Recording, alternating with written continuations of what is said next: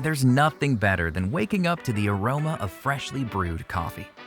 Luckily, your Luxe Brewer makes that possible with the delayed auto start feature.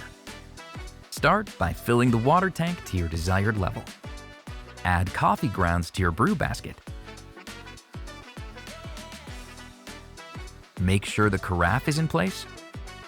And remember, keep the lid off for single-serve sizes.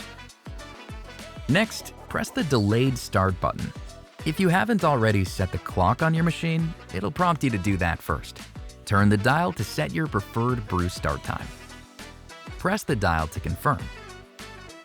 You'll see a red delayed auto start icon appear. This means your brew is scheduled and ready to go.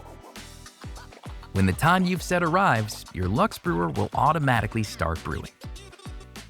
If you need to cancel before it begins, just press any button. The red icon will disappear. And that's it. Wake up to a freshly brewed cup to start your days.